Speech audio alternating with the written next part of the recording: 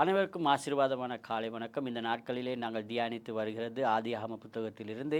இன்றும் நாங்கள் ஒரு வார்த்தையை தியானிக்க போகிறோம். ஆதியாகம புத்தகம் 6ஆம் அதிகாரம் 8வது வசனத்திலும் 9வது 10வது வசனங்களை தியானிப்போம். இன்று நாங்கள் பார்க்கிறோம், இதிலே சொல்லப்படுகிறது 8வது வசனத்திலே நோவாவுக்கோ தேவனுடைய கண்களிலே கிருபை கிடைத்தது என்று நாங்கள் பார்க்கிறோம். பிரியமானவர்களே, ஏன் நோவாவுக்கு தேவனுடைய கண்களிலே கிருபை கிடைத்தது என்று பார்த்தால், அந்த நாட்களிலே வாழும் பொழுது ஜனங்கள் தங்களுடைய விருப்பப்படியே தங்களுடைய இருதயத்துக்கு பிரியமானபடி வாழ்ந்து வந்தார்கள் என்று நாங்கள் பார்க்கிறோம்.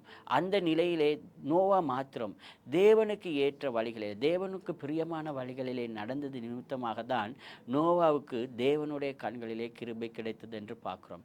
இன்றும் நாங்கள் எப்படியாப்பட்ட வாழ்க்கை வாழ்கிறோம் என்று நாங்கள் யோசிப்பாப்போம். நானும் நீங்களும் தேவனுக்கு பிரியமான அவருடைய வழிகளிலே நடக்கிறோமா?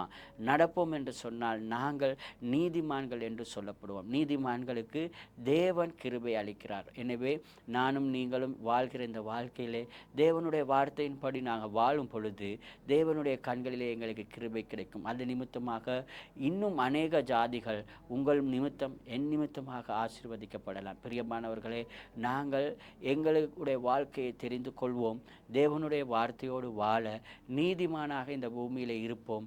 தேவனுடைய கண்களிலே கிருபை பெற்றவர்களாக ஆசீர்வாதமாகவும் மற்றவர்களுக்கு ஆசீர்வாதமாகவும் வாழ இந்த நாளிலே உங்களை ஆசீர்வதிக்கிறேன். இயேசுவின் நாமத்தினாலே.